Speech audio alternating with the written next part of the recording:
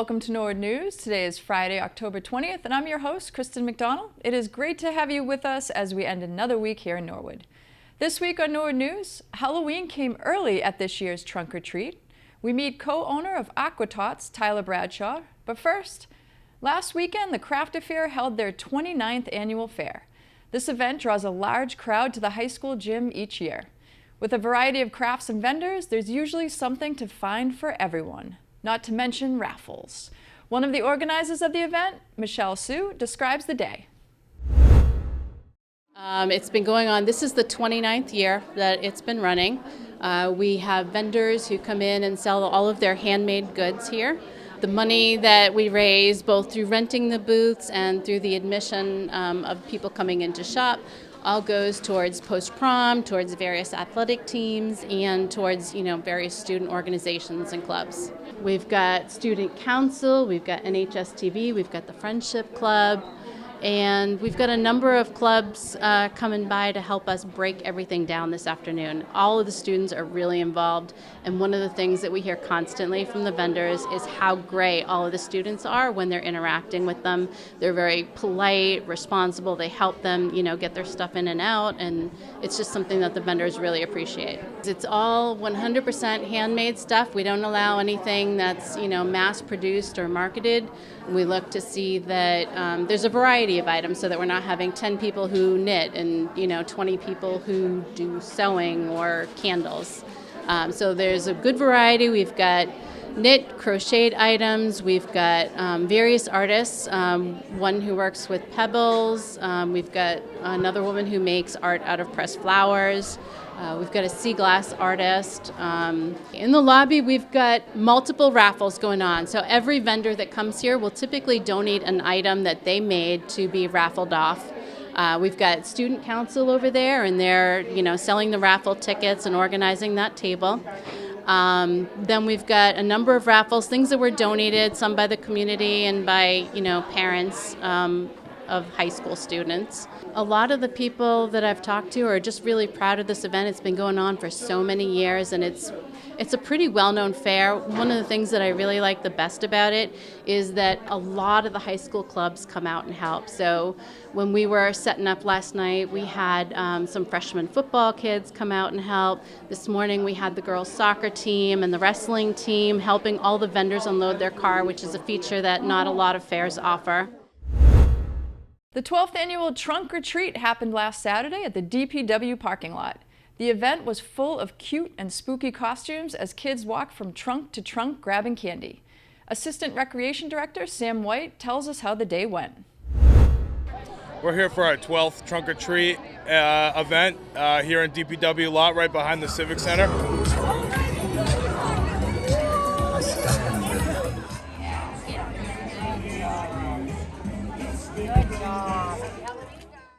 We've had a great turnout so far today with plenty of residents coming through to collect their candy.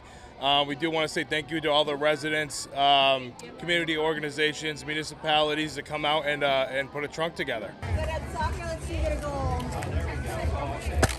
Yeah, what was your favorite car? Can you tell us about it? Ghostbusters. Yeah. The Ghostbusters.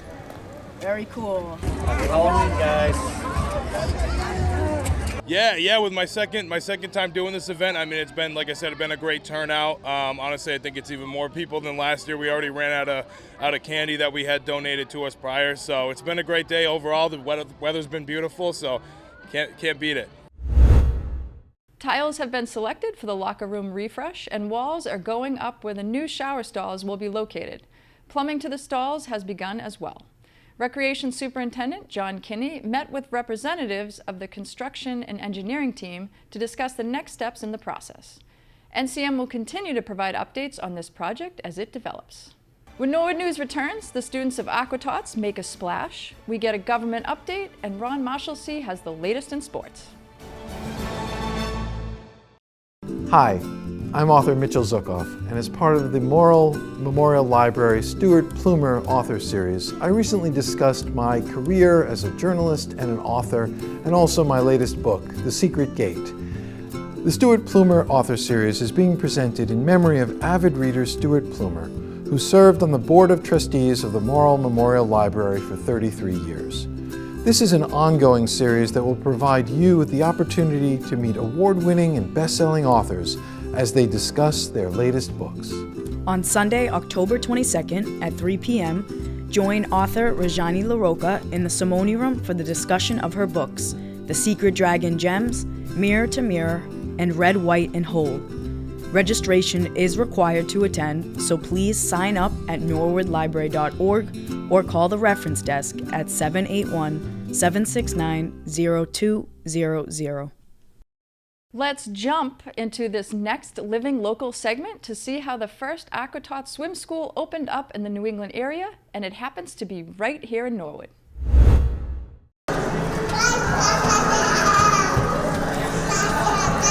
One of the first Aquatot swim schools is opened in New England, and it happens to be right here in Norwood, located at 995 Providence Highway in between Staples and Job Lot. Tyler Bradshaw, co-owner and general manager, explains why he wanted to open a swim school in the New England area. I've been in the water my whole life. I've been a fish my whole life. I swam all through high school, swam at the University of Connecticut, swam distance freestyle there. And then after college, I've had an aquatics director position at multiple different corporations and places. And I've been with Aquatot since 2017. So I was managing schools down in the Virginia area before we jumped up to Massachusetts to open these schools. Aquatots is the largest swim school franchise in the world, located in 19 different countries, with the curriculum even being translated into 9 different languages. But the goal of Aquatots is to teach water safety to their swimmers, as well as the science behind swim lessons. You know, I guess from a corporate standpoint, the inspiration was, it started in Arizona, and our founder was a firefighter, and he would get called to the scenes of a lot of unfortunate incidences with kids. And so his motivation was like, we gotta get people safer around water. So that was the inspiration way back in the day, and I think that really echoes my own personal inspiration with a passion for water, and especially in a state like Massachusetts that has water on its border. I mean, it's just got to be ever present on our minds. So the inspiration is genuinely just saving lives, and then ultimately making a big impact in the community. We're a core value-driven organization, so trying to do it the right way, trying to grow the right way, and just have that meaningful impact down here in Norwood. What makes us different in the swim school world is that we're a pro-submersion program. So what that means is we're going to introduce the idea of breath control to your swimmer on the first day, not in a scary or intimidating way. We have a lot of science behind our swim lessons that we call stimulating the epiglottal reflex. And so what that means is we use a lot of different cues and stimuli to engage the epiglottis for a swimmer as young as even 4 months. And that way they can safely be submerged in the water, and then it becomes a means of repetition. So the biggest business difference for us is that we are pro-submersion, and also there's not a lot of swim school concepts up in the Massachusetts area, so we are very intentionally built, right? Like, we are built for water safety and swim lessons, and that's what we do, and that's what we try to do really well. So that's our biggest differentiator. For Tyler, working at Aquatots is more than just a job. It is his passion. I feel like the easy layup answer is the kids, and it's just so true. I mean, as I get older and older, I'm always looking for ways to still feel young. And I tell you, work with a bunch of kids and you'll definitely feel that day in and day out. But ultimately, it's the families, it's the relationships. I tell people often that, sure, we're in the water safety business, but really we're in the relationship business. You know, most kids are here learning to swim for multiple months, upwards of a year. We get to know them on a personal level. You know, we know when things are going well, when they've had a bad day. We see their family through growth, maybe even through sadness and loss. But to be a pillar in the community is the biggest requirement is the ability to foster relationships. And I think that's the big thing here that we're really trying to do, is just grow organically and grow with the families. And I think we've been really lucky to have a head start in that. Many may remember the old Rite Aid before Aquatots moved in, and many may wonder how it even became a swim school. This location was a Rite Aid before. It had been closed for a little bit. So when we got in, it was still all of the skeleton of the Rite Aid was still here. All the carpet, the security, the offices, the bathrooms, and everything. So initially it was just a complete gut. We gutted it all down, and the fun thing about construction, I guess, is sometimes you find crazy things. We didn't find anything really wild, but this facility here is an older facility. It's been owned by the same family, a Norwood family, for years and years and years. And so some of the things when we were just digging through, underwater, we found a parking lot that was there that, we didn't know was gonna be there. Just tiny little hurdles you gotta get over in the construction process. But yeah, we gutted the whole entire place. Then they came in with trucks and dug out the pool, load by load, put it in the parking lot, and then, it moved on to somewhere else. But the hardest part was probably digging out the pool. The logistics of getting the pool in here, making sure it was safe and secure, making sure it could withstand the pressure of the water that was going in. But we got some really cool before and afters from the whole process. It took about 9 months, front to back. The biggest holdup was the glass. The glass we have behind us is actually hockey glass. So that held us up for a little bit in construction. But yeah, the transformation was wild. It's really crazy to think about where it was before and where it is now. The town of Norwood has always been a welcoming community. And for Aqua Tots, Norwood has shown their support since opening back in November of 2022. I love it. I think there was a part of me, opening any business, there's like, will the community accept you, right? Like, and Norwood is definitely a tight-knit community. They stick together. They really build each other up. And I feel like it took a little bit of time, but I really feel like we've started to crack the egg that is the Norwood community. And we've been accepted with open arms. I mean, we've had a lot of community partnerships that we've already engaged in. There's a lot of businesses here that want us to succeed and want to help us in tons of different ways. And we get excited when we can be an opportunity to help them grow as well. So yeah, the response here in Norwood has just been absolutely amazing.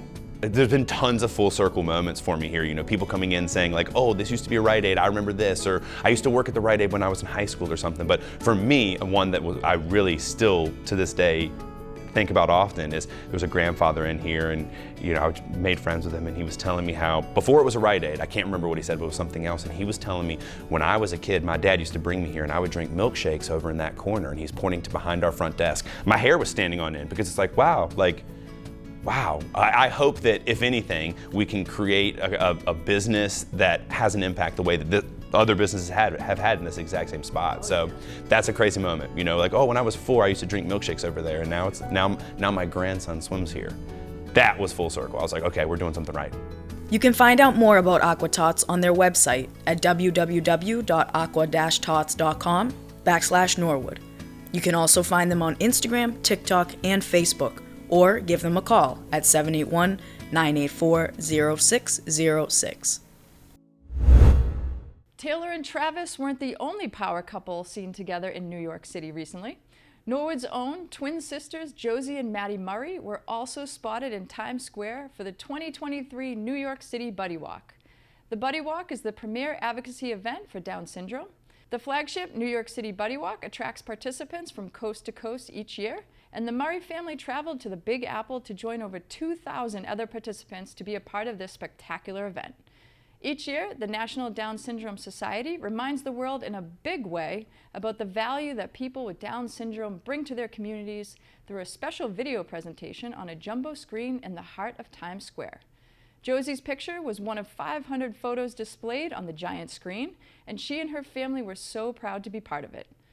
This weekend, the Murrays hosted their own Buddy Walk in their neighborhood to celebrate and promote the acceptance of individuals with Down syndrome. Friends, family, neighbors, teachers, and classmates all came out to support this worthwhile cause. Money raised from this walk was donated to the Massachusetts Down Syndrome Society to continue to reach its ultimate goal, which is to ensure that all individuals with Down syndrome are valued, included, and given the opportunity to pursue fulfilling lives. So awesome. Before the walk, Karen Murray and Joe Murray welcomed their buddies with a heartfelt speech. Let's take a look. The first thing is, we had such an amazing group last year, and we are just so happy and excited to have so many people here this year. I feel like definitely there's more this year than last year. So thank you to our community and our village for being here today. As of this morning, we raised $3,590. So it's just amazing. And I just want to tell you guys a little bit about the Mass Down Syndrome Congress and how it's really, been a support to our family for their whole lives, really, from different play groups. Last year, I attended a class to learn how to teach a strategy for Down syndrome, to teach Josie how to read. We have a family play group coming up in jam time next month, and there's also an educators forum at Holy Cross next month that I'll be attending. So they've really been such an amazing support, so that your money is really going to a very worthwhile organization. So thank you all so much for that. And one thing that we wanted to do this year was that we wanted to dedicate this walk to a man named Mike Ryan, who we affectionately called Uncle Mike. Uncle Mike passed away in July, 1 month shy of his 60th birthday. We had the good fortune of meeting Uncle Mike and his family on the Cape a few summers ago, when Josie walked right up to him as if they were kindred spirits. He was the first older person that we ever met with Down syndrome, and we spent a whole afternoon talking and watching the love that was shared between Uncle Mike and his sister Dottie, who is his caretaker, and his niece and great nieces and nephews. In his eulogy, his niece Shannon said that she was having trouble finding the words to express having Uncle Mike in their lives. She said he wasn't a word, he was a feeling, and he was simply the best feeling she'd ever known. That really hit us because I think the people who know Josie and others with Down syndrome can really relate to that feeling. They say if you have someone in your life with Down syndrome, you're part of the lucky few, and I definitely agree. Thanks to the members. Uncle Mike's family was going to come, but I don't think they're here yet. So they may be here later. They knew we were doing this, and they gave us their blessing. In closing, and like I said last year, in our family, there's no talking about Josie without also talking about Maddie. They have such a special bond, and we are so glad that they have each other. At the ripe old age of 6, Maddie has learned more about advocacy and inclusion than many adults, even if she doesn't yet understand those words. They push each other, they encourage each other, they fight just like every other set of 6-year-old twins, and they love each other fiercely. And we are privileged to get to be their parents, to be witnesses to it. So we just want to thank you all again so much for coming. And we want to take one group, Josie's Joggers team photo, and then we're going to get on to our walk. Thank you.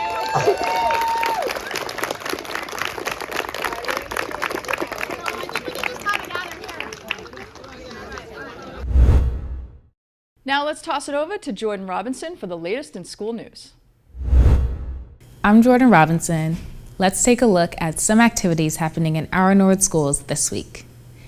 Educators from across the district attended MassQ, a 2-day conference of digital learning innovations held at Gillette Stadium.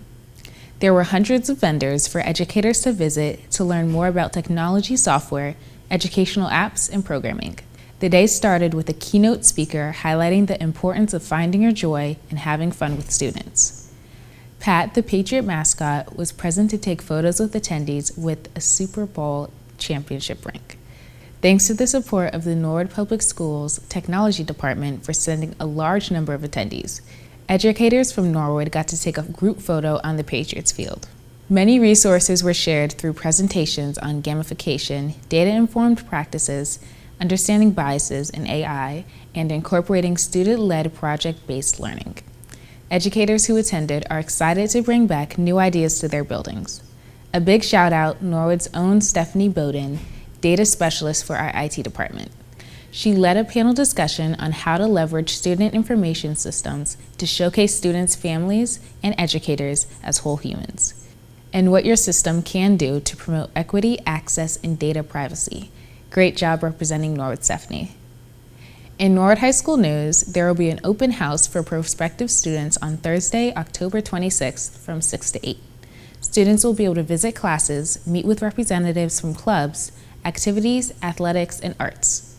And counselors, teachers, and administrators will also be available. If you have any questions, call NHS at 781-769-2333. At Coakley Middle School, the 6th grade science class students learned the importance of understanding the density of an object. Not all objects have a regular shape, and students had to determine an irregular shape object by using the water displacement method. This is a great activity where students use graduated cylinders, water, and irregular shape to first find the volume. Once the students determine the volume, they get a mass of an object that they can determine the density. The formula for density is mass divided by volume.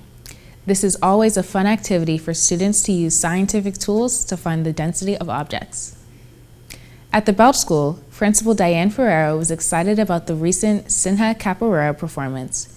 Capoeira is a unique Afro-Brazilian martial art that uses tricky movements and is known for its grace and power. It combines elements of martial arts, dance, music, and acrobatics. It develops strength, coordination, self-confidence, musical skills, flexibility, endurance, confidence, and self-awareness. Ferreira thanks the Belch PTO for sponsoring this performance. At the Callahan School, Miss Lee's 1st grade class and Ms. McClure's first grade class met on Friday during the SEL block to come up with ways that responsibility can be shown at the Callahan School. In addition, the fifth graders were great role models showing kindness. As part of the Character Strong SEL lesson, both classes focused on making responsible decisions to accomplish our goals while tackling obstacles as we strive to be our best versions of ourselves that we can be. The Cleveland School is so appreciative of parent Joe Sleeman, who designed, built, and donated a long-hoped-for Cleveland School sign for the front of the building. The entire Cleveland community says thank you to you, Joe. He is also a member of the school IT department and works at the Coakley Middle School. Thanks, Joe, for giving back to our schools. Second graders at the Oldham School are enjoying mystery science. Earlier in the month, students explored the different properties of materials used for clothing, such as texture, flexibility, and absorbency. This activity, students use this information to design and build a hat that protects them from the sun.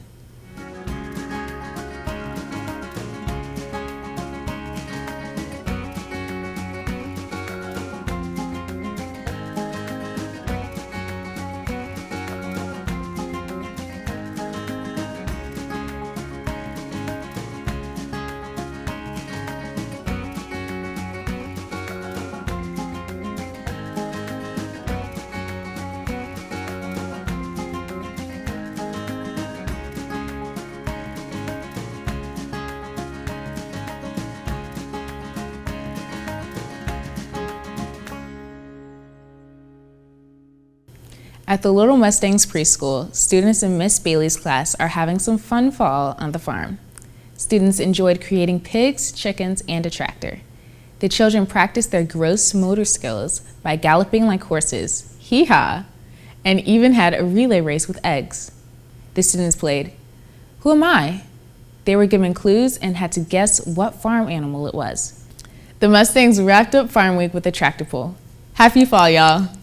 Well, that's it for school news. The students are always learning, and thanks to all the educators who share their school news with us. Now, let's send it over to Ron Marshalsea with the latest in sports news.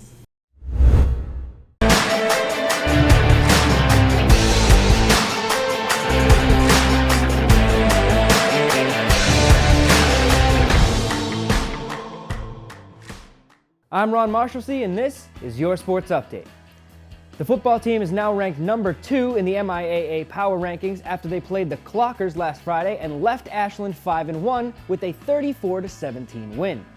Everyone had a hand in making plays in this one. Jack Dwyer, Matty Mahoney, and Brian Dearborn each got into the end zone, and Mahoney sealed the win with an interception. The Mustangs are at Westwood Friday night the 20th, kickoff at 7 o'clock. If anyone can give me synonyms for the word dominant, I'd really appreciate it, because that is the only word I can think of to describe the tear that this field hockey team is on. The number 1 ranked Mustangs still only have 1 loss and are now 14-1. In their last 6 games, the team has outscored their opponents 25-3. And they took care of business when they took the trips to Holliston and Ashland and won both 5-0. And they also grabbed a 4-1 win when they hosted Hopkinton. Ava O'Neill now has 10 shutouts on the season. Shay Larkey scored 3 hat tricks in the last 3 games. Morgan Nauman grabbed a goal in both the Holliston and Ashland games, and Bridget Sopel and Emily Spadorsha both played a part in the goal scoring as well. NCM will be live when number 1 Norwood hosts number 11 Westwood under the lights on Monday the 23rd at 6:30. The girls soccer team hosted Medway and Holliston this past week but could not come away with wins. They will be home against Ashland next Tuesday, the 24th, at 6 p.m. The boys soccer team also played Medway and Holliston, but also did not get the wins. They'll be heading to Ashland to play the Clockers on the 24th, starting at 5:45. Both cross-country teams ran against Dedham this week. The girls lost, but the boys picked up their first win of the season, 20-35. Both Norwood and Dedham wore green ribbons for mental health awareness. The teams will be at the Coakley course with 10 other schools on October 28th at 10 o'clock in the morning. The girls volleyball team couldn't get the win against Hopkinton or Westwood, but got a 3-1 win over Ashland. NCM was live with the volleyball game against Westwood for the Mustangs senior night, and the final score was not indicative of how this team played. Molly Federico had ace after ace while serving, Serena Elias made quite a few athletic plays, and Natalie Gale and Kiki Delamere had some serious velocity on their spikes that I definitely wouldn't want to be in front of. The Mustangs kept each set close, losing 25-20, 25-19, and 25-20. Congratulations to seniors Molly Federico, Natalie Gale, Serena Elias, Julia Alves, and Kiki Delamere. But they still have more volleyball to play as they will be at Norton the 23rd at 6, home against Medfield the 25th at 5:15, and for their final regular season game they will be at Sharon on the 26th at 5 o'clock. And the golf team has finished their regular season with losses to Dover Sherborne and Medway. At Maplegate they lost on a tiebreaker to Medway, and the two low scorers for Norwood were Tommy O'Brien and Zach Badger. Normally there are 6 matches with an alternate, and the alternate isn't counted, but when there's a tie for the first 6 matches, then they go to the alternate card to decide the winner. And head coach Chuck Allen has announced the golfers that will be representing Norwood in the tournament. Tommy O'Brien, Ben Finkston, Teddy Caparata, Zach Badger, Jacob Sheehan, and Mike Marchand. Good luck, guys. And that is all I have for this sports update. I'm Ron Marshalsea, and Norwood News will be right back after this break.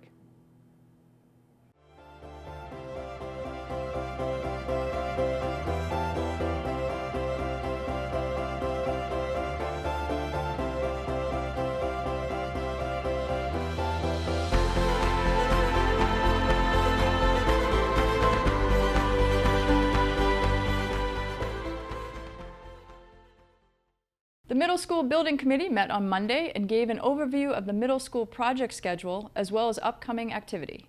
A few milestones were reached in the building process, with the majority of the foundation in place as well as the deep excavation to set a grease trap. The Airport Commission met this week and discussed a project update from Du Bois & King. Airport Manager Mark Raymond gave a brief statement about the project, stating that the airport parking lot project and the Taxiway C project have both been completed. The Runway 1020 project was originally scheduled to start at the beginning of October, but has been postponed to March of 2024. The Norfolk County Registry of Deeds announced that the monthly property sales slumped in September. Here's Kiki Thaxter with the details. Norfolk County Register of Deeds William P. O'Donnell, in a recent press release, reported that Norfolk County recordings in September 2023 show a significant decline in the total number of property sales compared to September 2022 recordings.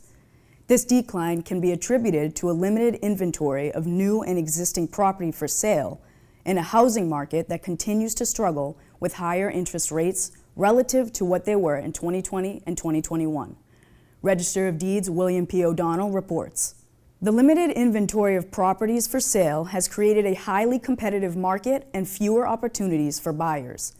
Moreover, the higher interest rates have made it more challenging for potential homeowners, especially first-time homebuyers, to secure affordable financing options, further dampening the demand for properties." O'Donnell reports that 1,251 deeds were recorded in September 2023, which is down 12% from September 2022 and down 1% from August. However, this number also includes transfers of property within families and other non-market transactions. The total number of actual property sales for September was 668, down 21% from last year and down 5% from last month. These declining numbers suggest a slowdown in the real estate market, and this could be attributed to various factors such as economic uncertainty or changing market conditions. Those who took advantage of the lower interest rates in 2020 and 2021 are also less likely to refinance at current rates. And with property sales going down, this results in a more pronounced decline in the number of mortgages recorded. O'Donnell will continue to monitor these trends and see how they impact the overall real estate market in the coming months. More information about the Registry of Deeds can be found at www.norfolkdeeds.org. Reporting for Norwood News, I'm Kiki Thaxter. Well, that's all for Norwood News. To stay up to date with Norwood Community Media, follow us on Facebook, Twitter, and Instagram.